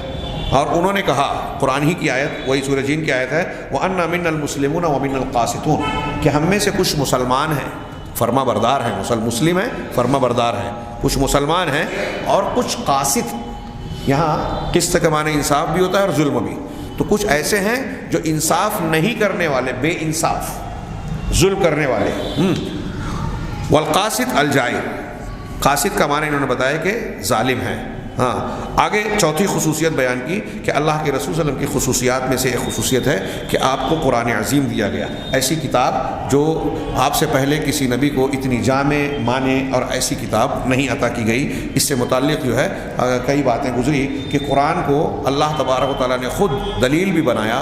اس کو زبان و بیان کے اعتبار سے، علم کے اعتبار سے اور سینکڑوں اعتبار سے قرآن کو معجزہ بنائے. سینکڑوں قرآن کے وجوہ اعجاز بہت زیادہ ہیں. سائنسی اعتبار سے غور کرو، ماضی کی خبروں، مستقبل کی خبروں کے مطابق، نظام کے متعلق، اصول کے مطابق، قرآن کے الفاظ کے متعلق. ہاں، اس کے اندر جو ادبیت ہے، جس کو ادب والے موسیقیت کہتے ہیں، میں لفظ قرآن کے لیے استعمال کرنا پسند نہیں کرتا کہ ادبی موسیقیت جس کو کہتے ہیں، وہ چیز ہے. اور اس کی تاثیر ہے، اس کا یاد ہونے میں آسان ہونا ہے. ایسے بے شمار وجوہ کی بنیاد پر قرآن جیسی عظیم الشان کتاب جو اللہ کے نبی صلی اللہ علیہ وسلم کو دی گئی، وہ کسی اور نبی کو نہیں دی گئی ہے. جس نے تمام دنیا کے انسانوں اور جنوں میں جو بلیغ سے بلیغ اور ادیب بڑے سے بڑے ادیب ہو ان سب کو عاجز بنا دیا کہ اس جیسا کلام وہ پیش نہیں کر سکتے، اور اس کے مقابلے میں فصاحت، بلاغت اور بیان کے اعتبار سے اس کے حوالے سے اس جیسی ایک آیت تک بھی لانے سے قاصر اور عاجز رہے۔ پورے قرآن کی یہ بات ہے۔ اور پھر قرآن میں بھی اللہ کے رسول صلی اللہ علیہ وسلم نے وہ حدیث ہے کہ سورہ فاتحہ اور آمن الرسول کے بارے میں جبرائیل نے آ کے اللہ کے رسول سے کہا کہ، اور ایک فرشتے نے آ کے کہا کہ یہ جو سورہ فاتحہ اور آمن الرسول دی گئی ہے، ایسا کلام نہ توریت میں ہے، نہ انجیل میں ہے، نہ زبور میں ہے، اور نہ خود قرآن میں۔ یعنی قرآن میں بھی کچھ آیتیں بڑی عظمت والی ہیں جن کی فضیلت بڑی ہوئی ہے۔ تو یہ قرآن آپ کی ایک خصوصیت ہے۔ پانچویں خصوصیت جس کا انہوں نے ذکر کیا وہ یہ ہے کہ آپ کو بلند آسمانوں کی طرف معراج کروائی گئی۔ انبیاء کرام کو بہت سے معجزات عطا کیے، بعض معجزات کے مثیل اللہ کے نبی صلی اللہ علیہ وسلم کو بھی دیے گئے۔ نبی کریم صلی اللہ علیہ وسلم کو جو معجزاتی طور پر یہ معراج کا سفر کروایا گیا، مکہ سے پہلے آپ بیت المقدس گئے، بیت الحرام سے بیت المقدس، اور پھر وہاں سے ساتوں آسمان کی سیر، اور پھر قرآن نے بھی ذکر کیا کہ سدرۃ المنتہا تک کا سفر کیا، اللہ تبارک و تعالیٰ سے کلام کیا۔ صحیح بات یہی ہے کہ صرف کلام کیا، دیدار نہیں کیا۔ اور حضرت جبرائیل کو فکان قاب قوسین جو آگے کہا کہ اتنے قریب ہوئے کہ آپ نے قلم کی سرسراہٹ کو، جو قلم سب سے پہلے اللہ نے پیدا کیا، اس کی سرسراہٹ کو آپ نے سنا، اور جبرائیل سے ایک یا دو کمان دوری تک پہنچے۔ فکان قاب قوسین او ادنا، کہ 2 قوس یعنی 2 کمان سے کے برابر قریب کے فاصلے پر رہے یا اس سے بھی کم۔ تو حضرت عائشہ اور دوسرے صحابہ کرام کہتے ہیں کہ یہ مرئی جس چیز کو اللہ تعالیٰ نے، اللہ کے رسول نے اتنے قریب سے دیکھا وہ حضرت جبرائیل تھے۔ بہرحال اللہ کے رسول صلی اللہ علیہ وسلم کا یہ سفر جس میں بہت سے معجزات تھے، جنت جہنم کا مشاہدہ آپ کو کروایا گیا، انبیاء کرام علیہ الصلوۃ والسلام سے ملاقات ہوئی، اور عالم باطن جو ہم کو دکھائی نہیں دیتا ان کی ایسی بہت ساری چیزیں، پھر ایک رات میں اتنا ایسا سفر جو انسان کے لیے ناقابل تصور ہے، اور کوئی انسان ایسا کر ہی نہیں سکتا، کتنی بھی تیز رفتار سواری بنا لے، کیسی بھی ذریعہ اختیار کر لے۔ یہ پورا سفر آپ کا معجزات پر مشتمل ہے۔ سدرۃ المنتہا تک جانا، صریف اقلام کا سننا، اور اللہ تعالیٰ جبرائیل سے قریب ہونا، دیدار کرنا، اور پھر اس سفر میں اللہ کی طرف سے کلام کے بعد 3 تحفے لانا، جس میں نماز 5 وقتانہ نماز بھی تھی، اور آمن الرسول کو دوبارہ دیا گیا یا وہی دیا گیا، اور تیسرا دیا گیا کہ آپ کو ایک انعام دیا گیا کہ آپ اپنی امت کو یہ پیغام سنا دے کہ امت محمدیہ کا جو شخص شرک نہیں کرے گا وہ جنت میں ضرور جائے گا۔ آخری خصوصیت کے طور پر انہوں نے ایک حدیث بیان کی، جس ایک حدیث میں کئی خصوصیات کا بیان ہے۔ صرف ایک حدیث مختصر سی اللہ کے رسول صلی اللہ علیہ وسلم کی خصوصیات میں سے جو دوسرے نبیوں کے مقابلے میں ہے، وہ چیزیں ہیں، وہ 5 چیزیں جو اللہ کے رسول نے فرمایا کہ اعطیت خمسا لم یعطہن احد قبلی، کہ مجھے 5 چیزیں ایسی عطا کی گئی ہے جو مجھ سے پہلے کسی کو نہیں دی گئی۔ یہ خود نبی کریم صلی اللہ علیہ وسلم فرما رہے ہیں، اور یہ صرف 5 چیزیں ہی نہیں ہیں، یعنی ان کو 5 چیزوں کو آپ نے خصوصیت کے ساتھ ذکر کیا اسپیشلی۔ ایسے بہت سی خصوصیات ہیں، میں نے شروع میں بیان کیا کہ خصائص المصطفیٰ کتاب ہی ہے، تو 5 چیزیں مجھے ایسی دی گئی ہے جو مجھ سے پہلے کسی نبی کو نہیں دی گئی ہے۔ وہ 5 چیزیں کیا ہے؟ نصرت بالرعب مسیرۃ شہر، مجھے 1 مہینے کی مسافت تک رعب اور دبدبے کے ذریعے سے میری مدد کی گئی ہے۔ یعنی اللہ کے رسول صلی اللہ علیہ وسلم جہاں ٹھہرتے تھے وہاں سے 1 مہینے کی دوری تک اللہ کے رسول صلی اللہ علیہ وسلم کا ڈر، خوف اور دبدبہ اللہ تعالیٰ دلوں میں ڈالتا تھا۔ دشمن اگر آئے گا تو اس کے دل میں پہلے ہی سے خوف آ جائے، 1 مہینے کی مسافت تک۔ دوسری بات بتائی وَجُعِلَتْ لِيَ الْأَرْضُ مَسْجِدًا وَطَهُورًا، کہ زمین کو میرے لیے مسجد اور طہور بنایا گیا۔ ایک مسجد تو یہ ہے جس میں ہم بیٹھے ہیں، عمارت بنی ہے، مخصوص ہے، ہاں، یہاں مسجد کا معنی یہ ہے کہ جہاں نماز پڑھی جائے۔ اس حدیث سے یہ بھی پتہ چلا کہ جس جگہ آپ نماز پڑھتے ہیں وہ مسجد بن گئی۔ اگر کوئی آدمی قبر پر نماز پڑھ رہا ہے جا کے تو قبر کو مسجد بنا لیا، چاہے وہاں عمارت نہیں کھڑی ہے۔ ہاں، آپ گھر میں جس مقام پر نماز پڑھتے ہیں وہ آپ کے گھر کی مسجد ہو گئی۔ تو اللہ کے رسول نے فرمایا کہ پوری زمین میرے لیے مسجد ہے۔ چند جگہوں کو مستثنا کیا کہ یہاں نماز نہیں پڑھ سکتے، جیسے حمام ہے، بیت الخلا وغیرہ کی گندگی کی جگہ، کوڑا کرکٹ کی جگہ، اونٹ کا باڑہ جہاں اونٹوں کو باندھا جاتا ہے اس مقام پر جو ہے نہیں کر سکتے، قبر پر نماز نہیں پڑھ سکتے۔ ایسے 5 اور کچھ لوگوں نے 7 مقامات گنائے ہیں جہاں نماز پڑھنا منع کیا گیا ہے۔ باقی زمین کے کسی بھی خطے اور حصے میں نماز پڑھی جا سکتی ہے، یہ میرے لیے کیا گیا ہے۔ اب اگر غور کیا جائے تو نبی کریم صلی اللہ علیہ وسلم کے ساتھ ساتھ یہ امت محمدیہ کو بھی ملا۔ یہ آپ کی خصوصیت ہے، اس کا مطلب یہ کہ پچھلے کسی نبی کو یہ اجازت نہیں تھی کہ زمین کو مسجد بنایا گیا کہ کہیں بھی نماز پڑھ لو. اسی طرح اگر پانی نہیں ملتا ہے تو زمین کے ذریعے سے یعنی مٹی کے ذریعے سے تیمم کر کے نماز پڑھ لو. یہ اجازت اس امت سے پہلے کے لوگوں کو یہ رخصت نہیں ملی تھی. گویا نبی کریم صلی اللہ علیہ وسلم کو یہ خصوصیت دی گئی اور آپ کے واسطے سے امت محمدیہ کو. فَأَيُّمَا رَجُلٍ مِّنْ أُمَّتِي أَدْرَكَتْهُ الصَّلَاةَ فَلْيُصَلِّ. آگے آپ نے کہا کہ ہم میں سے میری امت کا کوئی بھی آدمی جس کو نماز کا وقت پہنچ جائے یا آ لیوے تو چاہیے کہ نماز پڑھ لے. اب عذر نہیں چلے گا. اگر آپ کے پاس پانی نہیں ہے, غسل کرنا ہو یا وضو کرنا ہو, پانی نہیں ہے تو تیمم کر لیں. پانی کا ہے لیکن استعمال نہیں کر سکتے, بیمار ہیں, پانی کا استعمال کریں گے تو مر جائیں گے یا بہت بڑا ضرر ہوگا, تو ایسی صورت میں بھی آپ تیمم کر سکتے ہیں, آپ نماز سے نہیں بچ سکتے. ہاں, اور وَأُحِلَّتْ لِيَ الْغَنَائِمُ, اور میرے لیے مال غنیمت کو حلال کیا گیا. امت محمدیہ سے پہلے کسی بھی پیغمبر کی شریعت میں مال غنیمت کو حلال نہیں کیا گیا تھا, بلکہ اس کو اللہ کے راستے میں چھوڑنا پڑتا تھا. وَلَمْ تَحِلَّ لِأَحَدٍ مِّن قَبْلِي, یہ مال غنیمت مجھ سے پہلے کسی کے لیے حلال نہیں تھی. وَأُعْطِيتُ الشَّفَاعَةَ, اور مجھے شفاعت دی گئی ہے. جس شفاعت کا ابھی تذکرہ کیا وہ کوئی نبی دوسرا نہیں کر پائے گا. ہاں, شفاعت عظمیٰ. وَكَانَ النَّبِيُّ يُبْعَثُ إِلَىٰ قَوْمِهِ خَاصَّةً وَبُعِثْتُ إِلَىٰ النَّاسِ عَامَّةً, اور ایک نبی مجھ سے پہلے جو ہے وہ خاص قوم کی طرف مبعوث کیا جاتا تھا اور میں تمام لوگوں کے لیے عام طور پر مبعوث کیا گیا. یہ آخری خصوصیت ابھی ہم نے پڑھی. یہ نبی کریم صلی اللہ علیہ وسلم کی وہ خصوصیات ہیں جو آپ کو پیغمبروں کے مقابلے میں. ایک صفحے کا ہے, میں سوچتا ہوں کہ 3 منٹ میں اسے سمیٹ دوں, 2-3 منٹ میں, کہ امت کے مقابلے میں آپ کو کچھ خصوصیات سے نوازا گیا. اس میں انہوں نے جو پیراگراف بیان کیا, ہاں, اسے چھوڑ کر کہ بعض ایسی چیزیں جس کو آپ کو دیا گیا, الگ سے حکم دیا گیا, امت کو اس سے مستثنی رکھا گیا, یا وہ حکم یا وہ اجازت نہیں دی گئی. جیسے مثال کے طور پہ تہجد کی نماز, اگرچہ کہ اس میں علماء کا اختلاف ہے, اس میں سے کچھ چیزیں متفق ہیں, کچھ میں اختلاف ہے. تہجد کی نماز کو آپ کے بارے میں کہا گیا کہ آپ پر تہجد کی نماز فرض تھی, امت کے حق میں یہ سنت ہے. کچھ لوگ آپ کے حق میں بھی سنت کہتے ہیں. ہاں, کیا ہے, یا ایھا المزمل قم اللیل الا قلیلا, قم اللیل الا قلیلا, اے چادر کو لپیٹنے والے, رات میں تم قیام کرو سوائے تھوڑی رات کے. ہاں, کچھ لوگوں نے کہا کہ یہ جو اس آیت میں تہجد کی نماز آپ پر فرض کی گئی تھی, آرڈر تھا کہ آپ رات میں قیام کیجیے, لیکن جب یہ آئی وَمِنَ اللَّيْلِ فَتَہَجَّدْ بِهِ نَافِلَةً لَكَ, کہ رات میں آپ تہجد پڑھیے. ہجود کہتے ہیں رات میں سونے کے بعد بیدار ہونا پھر سونا, بیچ کا جو وقفہ ہوتا ہے, آپ ہجود کیجیے, تہجد پڑھیے. یہ نافلۃ اللہ کہ آپ کے لیے زائد ہے. تو کچھ لوگوں نے مانا کیا کہ امت کو پر 5 وقت کی نماز فرض ہے, آپ کے لیے یہ زائد فرض ہے.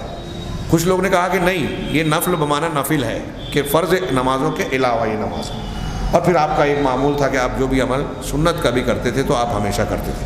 بہرحال اس قول کے مطابق کہ تہجد آپ کے لیے فرض تھی, یہ آپ کی خصوصیت تھی امت سے ہٹ کر. اسی طرح جب آپ کوئی عمل کرتے تو آپ اس پر ثابت رہتے. ایک مرتبہ آپ نے ظہر کی سنت وفد کی ملاقات کی وجہ سے نہیں پڑھی تھی, عصر کے بعد قضا کی, تو آپ پھر زندگی بھر عصر کے بعد 2 رکعت پڑھتے رہے ظہر کی سنت کے طور پر, اور ظہر میں بھی پڑھتے رہے, اور امت کو آپ نے منع کیا کہ عصر کی اور فجر کی نماز کے بعد کوئی سنت اور نفل نہیں پڑھ سکتے. یہ آپ کی ایک خصوصیت ہو گئی.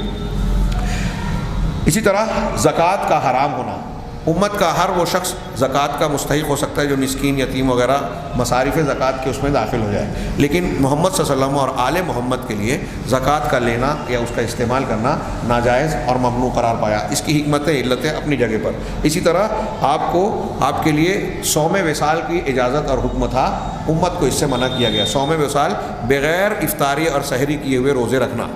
اللہ کے نبی صلی اللہ علیہ وسلم روزے رکھتے تھے متواتر مسلسل, اور پھر صحابہ نے کہا کہ کیا ہم کریں, تو آپ نے کہا کہ تم میں سے کون میری طرح. اس سے بریلوی حضرات کہتے ہیں کہ اللہ کے رسول انسانوں سے الگ تھے. نہیں, یہاں آپ نے خود وضاحت کی کہ مجھے کھلایا پلایا جاتا ہے. علامہ ابن قیم نے کہا کہ آپ کو روحانی غذائیں دی جاتی تھی جس سے آپ کو اس کی ضرورت پیش نہیں آتی تھی. بہرحال یہ آپ کی ایک خصوصیت ہے. اسی طرح آپ کے لیے ایک اجازت یہ تھی کہ 4 بیویوں سے زیادہ جتنی آپ چاہیں بیویاں بنا سکتے ہیں، شادیاں کر سکتے ہیں۔ سورہ احزاب میں اس کا ذکر ہے اور خاص کہا گیا کہ خالصۃ لک من دون المؤمنین، یہ آپ کے لیے خاص ہے، مسلمانوں کے لیے نہیں ہے۔ مسلمانوں کے لیے حد ہے کہ اگر وہ ایک سے زیادہ شادی کر سکتے ہیں تو 2 3 4 سے زیادہ کوئی شادی نہیں کر سکتا۔ نبی کریم صلی اللہ علیہ وسلم کو اس کی اجازت دی گئی، اور یہ جو اجازت دی گئی تھی اس میں بہت سی حکمتیں ہیں۔ اللہ کے رسول صلی اللہ علیہ وسلم کے تعدد ازدواج پر باقاعدہ کتابیں لکھی گئی کہ اس کے کیا کیا سماجی، معاشرتی، دعوتی، تبلیغی، خاندانی فائدے تھے۔ اسی طریقے سے ایک خصوصیت آپ کو دی گئی کہ مکہ کی حرم جو ہے، مکہ کا حرم آپ کے لیے ایک خاص موقع کے لیے، دن کی ایک ساعت کے لیے حلال کیا گیا۔ وہاں کسی کے لیے پودا توڑنا، کسی جانور کو مارنا منع ہے، حرام ہے کسی جاندار کو مارنا۔ لیکن جب آپ فتح مکہ کے وقت مکہ میں داخل ہوئے فاتحانہ، تو کچھ دیر کے لیے لا اقسم بہذا البلد وانت حل بہذا البلد، آپ اس شہر کو حلال کرنے والے ہیں۔ تو اس بنیاد پر اللہ کے نبی صلی اللہ علیہ وسلم کو مکہ شہر کے لیے کچھ دیر کے لیے حلال بنایا گیا، یہ آپ کی خصوصیت تھی۔ اب زمانے میں کسی کے لیے بھی یہ خصوصیت نہیں ہوگی۔ ایک خصوصیت کے طور پر انہوں نے کیا کہ انہ لا یورث، کہ آپ کو وارث نہیں بنایا جاتا۔ امت کا کوئی بھی باپ یا آدمی انتقال کرتا ہے تو اس کے حصے دار مقرر ہیں کہ اس کے ترکے میں لوگ وارث بنیں گے۔ نبی کریم صلی اللہ علیہ وسلم کی خصوصیت یہ تھی کہ آپ کی جو بھی ترکے کی حیثیت سے چھوٹی ہوئی دولت یا مال تھا، اور آپ کا انتقال ہوا تو آپ تو مقروض تھے، لیکن خیبر وغیرہ کی جو زمین تھی فدق، اس کے بارے میں شیعہ بحث کرتے ہیں کہ فدق کا باغ تحت فاطمہ نے مانگنا چاہا لیکن ابوبکر صدیق نے دیا نہیں۔ تو حدیث تھی کہ ہم انبیاء کی جماعت جو ہے وہ وارث نہیں بناتے، ہم جو کچھ چھوڑتے ہیں وہ صدقہ ہوتا ہے۔ تو یہ تمام انبیاء کی بات ہے، لیکن امت کے مقابلے میں یہ آپ کی خصوصیت ہوئی کہ امت کا ہر ماں باپ یا ہر رشتہ دار وارث بنتا ہے، اس کے ترکے میں حصہ ہوتا ہے۔ نبی کریم صلی اللہ علیہ وسلم کے ترکے میں حصہ نہیں ہوا۔ اور آخری خصوصیت کا جو انہوں نے ذکر کیا وہ یہ ہے کہ آپ کی وفات کے بعد، آپ کی موت کے بعد بھی آپ کی بیویوں کی زوجیت باقی رہی۔ اگر ہم میں سے کسی کی بیوی کا ہم میں سے کسی کا انتقال ہو جائے تو ہماری بیوی عدت گزارنے کے بعد دوسرے مرد سے، آدمی سے شادی کر سکتی ہے۔ دنیا کے امت کے کسی بھی مرد کا یہی معاملہ ہے۔ صحابہ کرام میں ایک صحابی شہید ہوتے تھے، ان کی بیوہ جو ہے دوسرے سے عدت کے بعد شادیاں کر لیتی تھی، لیکن نبی کریم صلی اللہ علیہ وسلم کی ازواج مطہرات چونکہ یہ امت کے تمام افراد کی مائیں ہیں اور نبی کی حرم تھی، اس لیے اللہ تبارک و تعالیٰ نے ان کو گویا امت کے کسی بھی فرد کے لیے حلال نہیں کیا۔ اب اللہ کے رسول صلی اللہ علیہ وسلم کی وفات ہوئی، جو بھی ازواج مطہرات تھیں وہ ازواج مطہرات ہی کہلائیں گی، اور جنت میں بھی اللہ کے رسول صلی اللہ علیہ وسلم کی بیویاں ہوں گی۔ وہ امت کی مائیں ہونے کی حیثیت سے ان کا کسی سے نکاح جائز نہیں ہوا۔ انہوں نے کہا کہ وَإِذَا طَلَّقَ امْرَأَةً، یہاں تک کہ اگر اللہ کے رسول صلی اللہ علیہ وسلم نے کسی بیوی کو طلاق دے دیا، طبقہ حرمتہ علیہا فلا تنکح، تو تب بھی اس کی حرمت باقی رہے گی، اس کا نکاح کسی اور آدمی سے نہیں کیا جا سکتا۔ اس کے علاوہ بھی یہ چند خصوصیات کا ذکر کیا، اس کے علاوہ بھی نبی کریم صلی اللہ علیہ وسلم کی اور بہت ساری خصوصیات ہیں، یہ بطور نمونہ چند کو مثال کے طور پر پیش کیا۔ اللہ تبارک و تعالیٰ سے دعا ہے کہ وہ ہمیں دین کی بنیادوں کو سمجھنے اور اس کے مطابق زندگی گزارنے کی توفیق عطا فرمائے، اور اس کی برکت سے دنیا اور آخرت میں کامیابی نوازے۔ یہ ہمارا جو آج کا درس ہوا ایمان بالرسل پر مکمل ہو گیا۔ اب اگلا جو درس شروع ہوگا وہ آخرت پر ایمان۔ آخرت پر ایمان کی بحث ان ایمانیات میں میرے خیال سے سب سے لمبی ہے۔ اس کی وجہ یہ کہ آخرت پر ایمان کی گفتگو جو ہوتی ہے تو وہ دنیا میں علامات قیامت کے واقع ہونے سے لے کر جنت جہنم تک اس کے درمیان کی کتنی ساری چیزیں ہیں، ان ساری باتوں پر، یہاں تک کہ موت اور روح پر بھی گفتگو کی جاتی ہے۔ تو یہ قدر طویل ہوگا لیکن بہت ضروری بھی ہے، اور ہمارے دین کی ایمان کی ایک بنیاد ہے، اس لیے ہر مسلمان کو اسے سمجھنا چاہیے۔ میں محسوس کر رہا ہوں کہ ہمارے پاس نوجوان جو پہلے شروع میں مستقل آتے تھے ذرا سا کچھ لوگ کم آ رہے ہیں۔ ہو سکتا ہے مشغولیت ہو، مصروفیت ہو، لیکن میں نے اس کے بارے میں شروع میں اسی لیے بیان کیا تھا کہ ہمارے یہاں ہندوستان میں یہ مزاج نہیں ہے دروس کا، بہت کم ہے۔ آپ عربوں میں اس بات کو، اس انداز کو بہت زیادہ پائیں گے۔ اور جو لوگ عرب سے آتے ہیں، ہماری مجلس میں ایک صاحب موجود ہے جو مدینہ میں رہتے ہیں، ان سے پوچھیے کہ مدینہ کی کوئی ایسی مسجد، حرم میں خود سینکڑوں حلقے فجر کی نماز کے بعد اور مغرب کی نماز گورنمنٹ متعین کرتی ہے، حکومت متعین کرتی ہے کہ کچھ علماء جتنے علماء پڑھانے والے ہیں، علماء بارز، سب کو تنخواہ کے ساتھ مقرر کرتے ہیں کہ مسجدوں میں آپ کا درس ہوگا، اور یہ ہمارا ہفتے میں 1 دن ہو رہا ہے، ان کا ہفتے میں 3 یا 4 دن ہوتا ہے، کم سے کم 3 یا 4 دن ہوتا ہے، شاید زیادہ بھی ہوتا ہو۔ اور پورے سعودی عرب میں جتنی جامع مسجدیں ہیں گورنمنٹ کے اندر میں، ہر جگہ درس ہوتا ہے، ہر جگہ، اور اچھی خاصی تعداد لوگوں کی ہوتی ہے، خواتین کی بھی۔ اور جو لوگ ان دروس میں شریک ہوتے ہیں وہ آدھے عالم تو ہو ہی جاتے ہیں لگ بھگ، فنی چیزوں میں بہت زیادہ، جیسے عربی زبان تو ان کی زبان ہے، اصولی اور اس چیزوں کو بہت زیادہ نہ جانتے ہوں، لیکن عقائد اور اعمال میں ان کی مضبوطی میں ایسا مانتا ہوں کہ اتنی ہوتی ہے کہ وہ آسانی سے گمراہ نہیں ہو سکتے الا ماشاء اللہ۔ اور میں نے ابھی ایک تجزیہ کیا، ابھی ہمارے یہاں سوال اٹھتا ہے کہ ہمارے کچھ نوجوان جو ہے منکر حدیث بن جاتے ہیں، کچھ قادیانیوں سے متاثر ہو جاتے ہیں، کچھ جو ہے وہ جو ہے ابھی نئے فتنے جو یہودیت کی طرف سے چل رہے ہیں، جدید ایلومناتی دجال والا ایک گروپ ہے، لوگ اس میں شریک ہو جاتے ہیں، ہاں، پیسے کی، دنیا کی، اور دنیا کی چاہت میں یہ جو متاثرین ہوتے ہیں اور دین و ایمان سے پھر جاتے ہیں، اس میں آپ دیکھیں گے کہ آپ کو یہ واقعات ایسی اس نئی نسل میں سعودی عرب جیسے ملک میں نہیں ملے گا۔ کیوں؟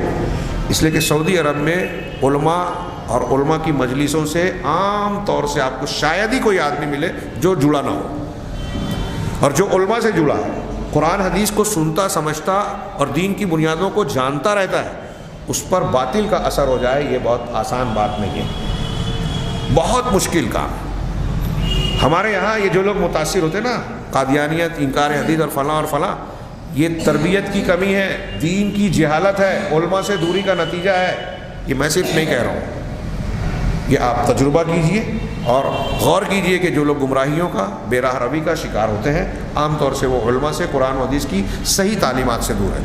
تو ایسی صورت میں یہ میرا ایک درس یہاں چل رہا ہے، میں ایسا کہوں گا، حافظ عبدالتواب صاحب یہاں تشریف رکھتے ہیں، ان کا ایک درس چلتا ہے جمعرات کو سائر النساء مسجد میں نے وہاں خطبہ دیا تو پتہ چلا کہ لوگ کم آتے ہیں۔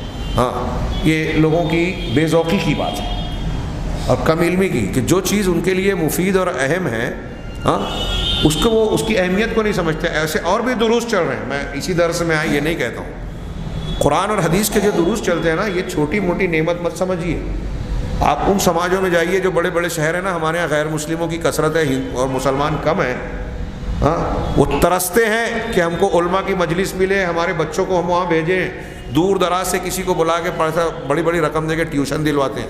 آپ دور مت جائیے، ناسک میں جا کے دیکھ سکتے ہیں، بعض علاقوں میں لوگ پریشان رہتے ہیں، ہم سے پوچھتے ہیں فون کر کے، یار ہم کو کوئی عالم ملے گا کیا؟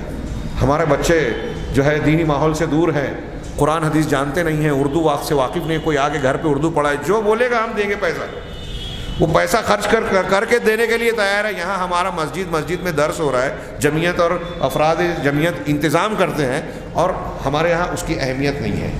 یہ شکوہ نہیں ہے، ترغیب کے طور پر میں نے کہی کہ اپنے گھر کے ان افراد کو جو خالی رہتے ہیں، بہت سارا کام موبائل، وقت جو ہے موبائل پر، تفریح میں، دوستوں کی مجلسوں میں گزارتے ہیں، اس کے مقابلے میں یہ دنیا، حضرت ابن مسعود اور بعض صحابہ سے منقول ہے کہ دنیا میں تم دو ہی آدمی بنو، یا تو عالم بنو یا متعلم بنو، علم والے یا سیکھنے والے، ولا تکن ثالثا، کن عالما او متعلما ولا تکن ثالثا، یا تو عالم بنو یا متعلم بنو، تیسرے مت بنو۔